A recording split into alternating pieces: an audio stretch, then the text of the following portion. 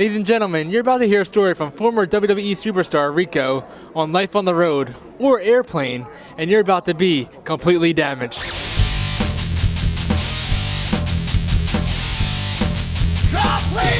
damaged! Completely damaged!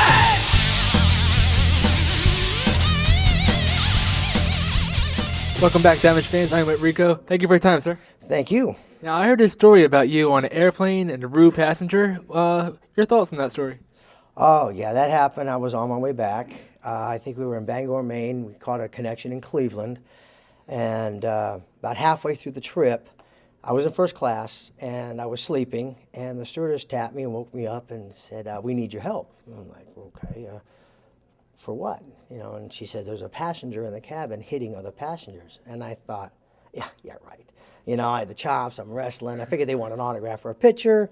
So I get up slow and I stretch, and I'm like, okay, do that. I open the curtain, and as I open the first class curtain, look down the cabin, I see this guy whack somebody about halfway down the plane.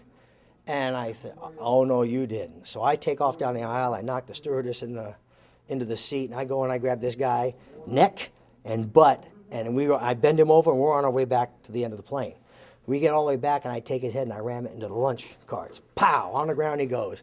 So he's struggling. I subdue him. And then the purser comes, the head stewardess comes back, and she has the zip tie cuffs.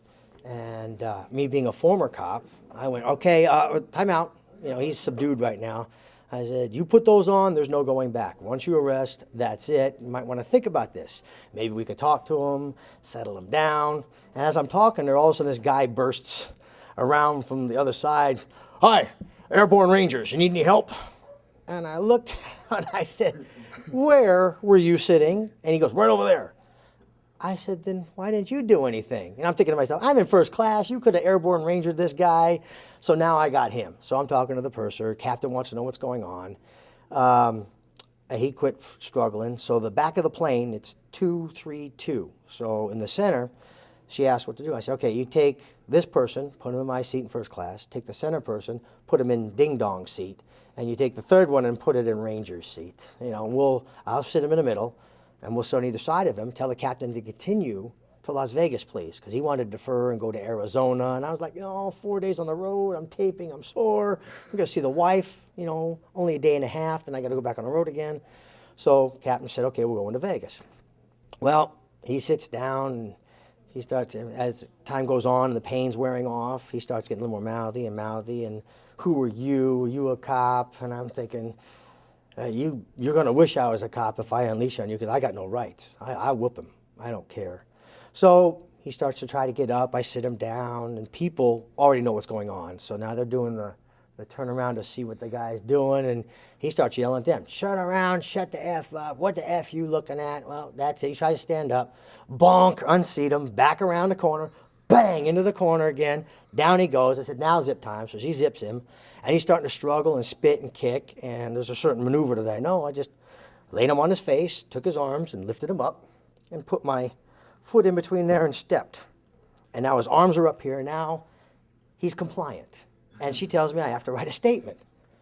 Okay, and the plane's flying. Now the captain's all nervous again. So I said, right, put it down. So I got him on the ground, and I'm writing the statement. And the Ranger's over there looking at me. And go, he's turning red. Yeah, he is. And I'm writing. And F comes, he goes, he's turning blue. And I said, is his lip blue? No. Okay, let me know when his lips go blue. And I'm writing. About a minute later, he goes, well, his lips are blue. I said, okay, let him go. He starts to breathe again. She says the captain wants to know what to go. I said, okay, I'm going to sit him down here. Tell the captain, please continue on to Vegas. So I want to sit him in the flight seats, where one's here, one's there. So if he gets wild again, I just got a straight right. Well, she says, FAA says you can't do that, so we have to sit him back in the seat. So I said, okay, here we go again. So we sit him back, and the seatbelt metals, the thing, are not covered. So he's messing around trying to get out, and he cuts himself. Now he's bleeding, and he's getting wild, and we're going back and forth. I'm telling him to sit down. Told him to shut up or I'm going to knock his teeth out. And he looks at me and goes, and I went, oh, no, you don't. Reached up, grabbed a blanket, over his head. I said, now spit. You know. So now he's got a blanket over his head. And the stewardess comes by and goes, well, what are we going to do now? And I said, well, ask the captain if he can request an emergency landing. Notify authorities in Las Vegas. Say you have an unruly passenger who's combative. He's being detained by a couple passengers, and ask for an emergency landing. So she comes back, says, Captain's got an emergency landing, and we went straight in. I mean, none of this decline, we're going right in. So we land. The lady comes up and says, Captain wants to know what to do on the other situation. I said, well, ask the captain if he would just tell everybody to stay in their seats. It's not a secret. Everybody knows. This way we get this guy off. You know, you get the authorities on. They take him off. No passenger gets hurt, and everybody can debark at their own leisure. But we get rid of him first. She said, okay, so we landed, go in. Captain tells everybody to stay in their seats. We have the situation. On comes the local police.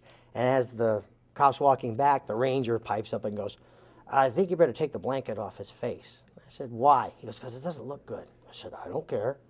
He's bleeding, he's spitting. I'm not taking any of that. So here comes the cop, and he stops, and I stand up, and he goes, so why is his face covered? I said, he's a spitter, sir. He goes, oh, really? Takes the thing down. He goes, you spit on me, I'm going to knock your teeth out. And that was it. Picked him up.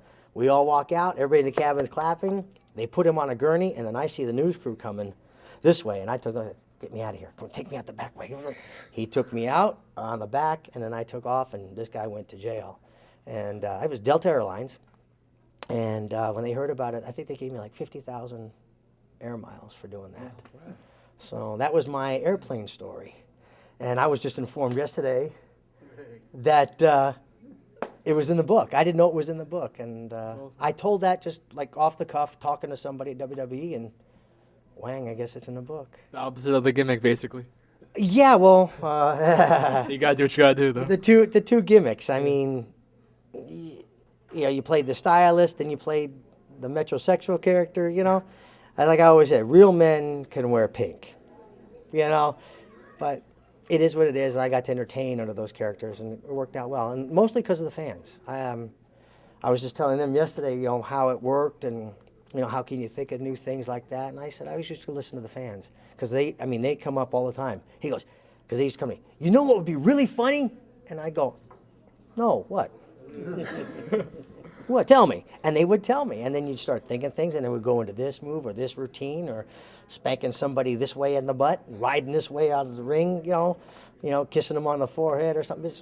So I had a colorful career. Yeah, I remember the Billy and Chuck taping in the ring. How was that? Your thoughts on that? Oh, the wedding? Yeah, the wedding. Yes. Yeah, that was interesting. That was my first time ever having to do a long monologue like that, and it was like 5-6 pages long, and each page, couple points had cues, like this point this happened, one point the Godfather came out on a cue, he left, Billy and Chuck were, oh, I don't want to do this, and we went back and forth, and there was really 3 endings to that, and they picked this one because Billy was going to go on his own, and Chuck was going to go on his own, and I was going to go over to the 3-minute warning and go over to Raw. So that's why they had that ending.